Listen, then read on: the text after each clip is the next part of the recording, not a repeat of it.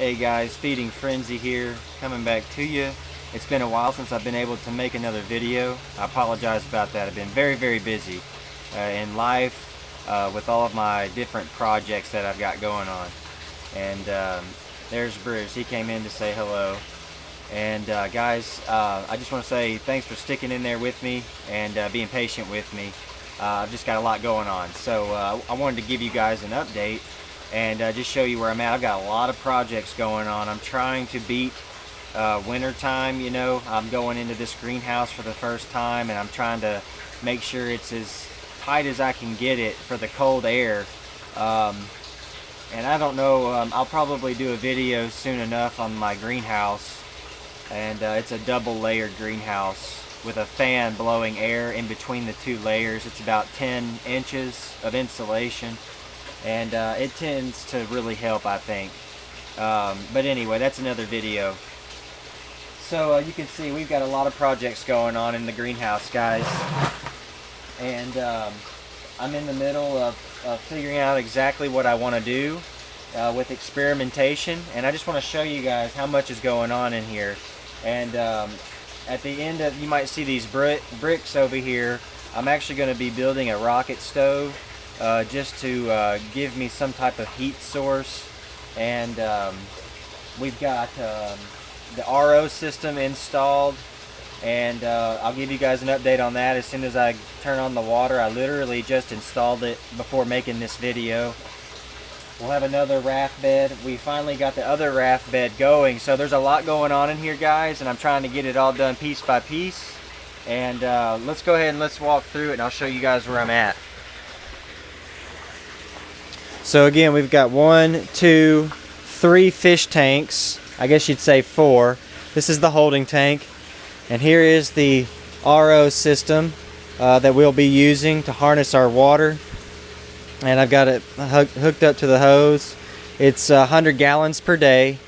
And I believe you're getting 25 gallons of wastewater, if I'm not mistaken. So I'm still learning about all this. But I'll let you guys know how it works out. This is going to be another hybrid. I think I'm going to go with these hybrid beds, guys. Now, let me show you what I'm talking about. This bed right here was the latest addition as far as media. And I've got about 2.5 to 3 inches of hydroton. And then I've got I don't have a bell siphon, guys. I hope you guys can see that. It's just a flood or like a raft type option with no bell siphon on it. So, and guys, I'm telling you, look at those roots. I hope you guys can see the roots. I've got to come out here daily and pick these roots out of the way of the I mean, look, those are really healthy roots. So this system is working. I really like it, and it's very trouble free. I mean, you can see these roots just growing, and this is a planter, and it just gives you that space. And guys, I like it. And this was a clipping from a pepper plant that just got too much, and I shaved off the stem all the way down to the white part, and I put it down in the hydroton. It's living. We'll see. I mean, I'm seeing a little bit of decay here, so we'll see. It might just hang on, it might not. Couple of peppers, guys. I don't know if you remember this okra, but it was very scraggly looking, and it's regenerated very nicely. So I really like this idea of this grow bed and the RAF system coming together. And I guess we'll call it a flow bed. And I like it, guys. It's very low maintenance, and I've got extra hydroton. If I need to come out here and scoop some up in a cup, it's here, it's ready. And it's very easy on me. I gotta tell you, it's very easy. I don't know if you guys remember this tomato or not, but I actually found it in an old garden I had outside in the dirt, and I was pulling the weeds and I stopped. Guys, this thing was about this big. That was 6 or 7 weeks ago, and now look at it. I mean, it's grown very nicely. I'm starting to prune it back just a little bit. I think we've got some new tomatoes coming in. And we're going well into October now. Here's some kale. We got a pepper coming in, some lettuce. And guys, here it's looking kind of bearish in here, but There's a guy out there, I forgot his name, but I'll be sure to mention it when I go in and make the video. He was curious about pumpkins growing in aquaponics, and I've got 3 pumpkins starting to grow. I'm doing that just as an experiment. We'll see what happens. I got some broccoli showing up. We got broccoli, a lot in there. Guys, I wanted to show you, I don't know if you guys remember, this was the tomato bed that was giving me a lot of issues because the roots did so well that it actually went into my valve and caused a lot of problems. And here's the remnants of that. Look at those roots. I mean, this is a couple days old now where I've pulled it out. I'm just letting it dry out so I can get all the hydroton out of there and all the grow rock out of there easily. But I mean, look at that, guys. It's a huge, massive thing of roots, and it's just this system has worked very, very well, and it's just amazing what can happen through mistakes, guys. It's amazing what we really do learn when we mess up. That's when our ultimate knowledge comes to us, is when we make these mistakes. And I gotta tell you guys, don't be scared to experiment with your aquaponic systems. These things are very, very forgiving, and they will let you get away with quite a bit. And just keep a little bit of hydroponics knowledge in mind, guys. And I think the two are very, very related. I know it's different because of fish, but if you're wanting to grow, you know, vegetables that are hardy vegetables, tomatoes, fruiting things, I mean, you're going to have to add hydroponics understanding into that, and what's fish safe, and all that good stuff. That's just, and I'm not a professional, guys. You know, do everything in very small amounts and just make it part of your daily maintenance to, you know, dose your system with some calcium or magnesium. I mean, there's easy ways to do it, and I got to tell you, I don't know if it's right or wrong, and somebody probably thinks it is, but you go to your hydroponic shop and get educated on what's fish safe and organic, truly organic, that is. But anyway, I don't want this video to get too boring on you. I'm just kind of rambling, but I'm just telling you guys. And here's the pepper garden, or the pepper bed. Guys, this is amazing. We've been pulling these for the last month now. It's been very quality production. Let me tell you guys, plant selection and in each grow bed, like I already know what's going to work for me now. Okra, basil, and peppers, they do very well in a bed together. If they're all planted at the same time, they do very well together. Let me say that broccoli and cucumbers don't mix so well. And let me tell you to only put 1 cucumber in your system if it's over, you know, a 500-gallon system. You're only going to need 1 cucumber, okay? I promise. Those things need a bed almost, you know, to themselves with light feeders with them. But anyway, I'm just trying to give you guys a lot of random information that I've gotten to find out through experimentation on my setup. And I'm still new, guys. I don't know everything. I've really jumped deep into this stuff because I believe in it.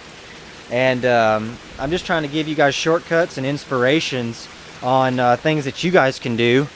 And this is just a little experiment. I'm still playing with this. I'm gonna probably cut a better piece of styrofoam. That was just to see what it would look like, but I'm gonna actually cut it to fit this barrel, and I've got some extra styrofoam to use, so it'll be like a hybrid RAF bed with a bell siphon and media balls.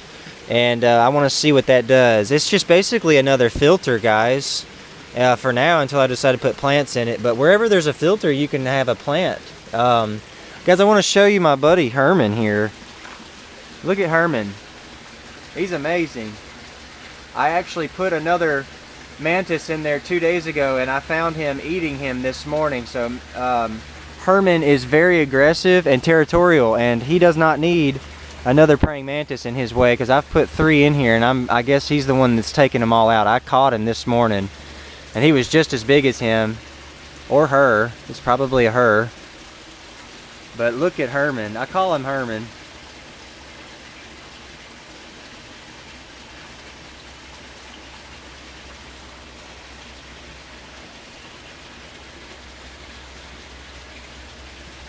So anyway, he's been a nice little addition. I get to see all kinds of cool stuff.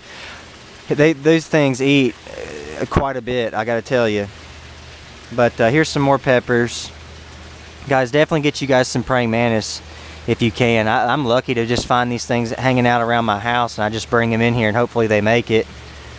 Anyway, there's a clipping off of a pepper. We'll see what that does. There's some more kale. The okra is generating very, very nicely.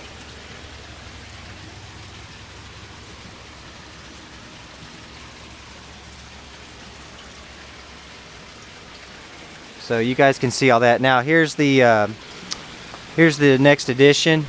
You can see the RAF bed. We've got a lot of germination going on, and I'm still deciding what I'm going to plant around there. I might even try some tomatoes in here, guys, and just keep them pruned back and see what they do.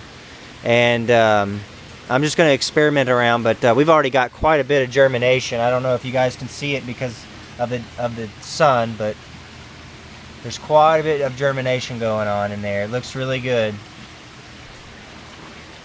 And here's the last thing. I'm going to shorten this video up, and I'm going to show you guys the fire stove. It's actually called a rocket stove, and you use fire brick, and it's basically a J design. I don't have the chimney built, but I'm actually going to put this in the ground as deep as I can get down with the rock. That's another reason I like using some type of layer of rock, because you can dig down quite a bit.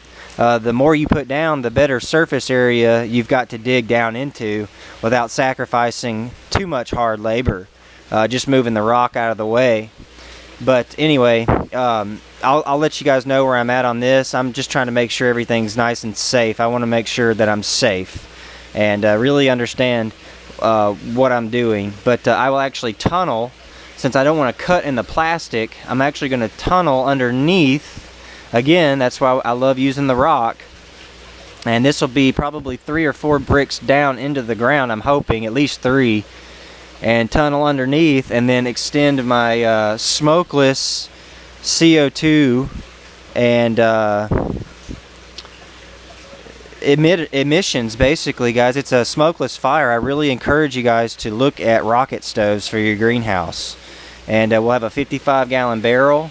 And then we'll even talk about rocket mass heaters. Those are for your homes or a massive greenhouse. You could do it, Ben. I don't need one for this greenhouse, I don't believe. But anyway, I'm rambling.